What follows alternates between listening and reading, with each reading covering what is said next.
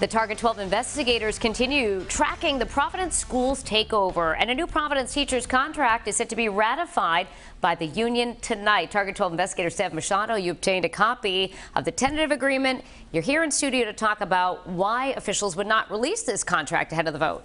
That's right. Now, this contract has already been signed by the education commissioner and the union president. It goes into effect if and when it's ratified by those union members tonight, before even officially being made public. This is essentially because of the nature of the state takeover of Providence schools. They took all the power away from the city, including the city council's power to vet and approve this contract, which would have meant the public would have seen it and been able to weigh in on it before it was final. Mayor Jorge Elorza has been hammering this point. He confronted Governor McKee on Wednesday night at a water fire event, criticizing him for keeping the deal secret. He even actually had to be physically separated from the governor by a state police trooper, as you see there.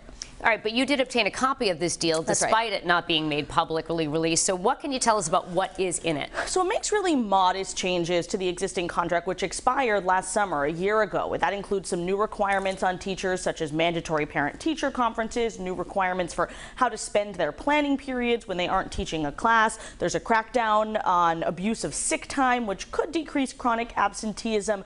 And there's some pay raises, retroactive to last year when the contract expired, plus a one-time $3,000 bonus payment to all teachers. What it doesn't do is really make drastic changes to the contract, including to hiring and seniority provisions. There are some minor tweaks in those areas. Mayor Elorza and Education Commissioner Angelica Infante Green had said 2 years ago, when the state proposed to take over the schools, that the contract was a barrier to progress and getting transformational change was really important. So here's what Infante Green said the other day when I asked her if this deal meets her goal.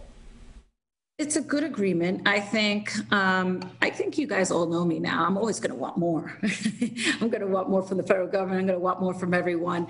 So, but I think we have some significant changes that were not present in Providence before.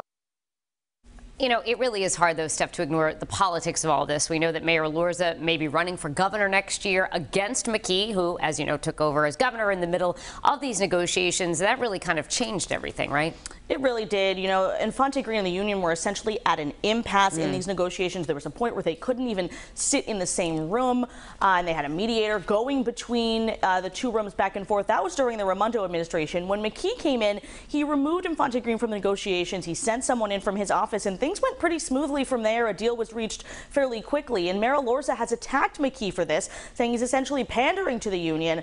Certainly, it's fair to say a big battle with a teachers union would not be great for an incumbent governor running next year, but McKee has said he chose to do what's right for the students and teachers in Providence to move forward with this school's turnaround plan, Danielle. All right. Well, Steph, thanks so much for looking into that for us, and you can read all about what's in that tentative collective bargaining agreement right now on WPRI.com.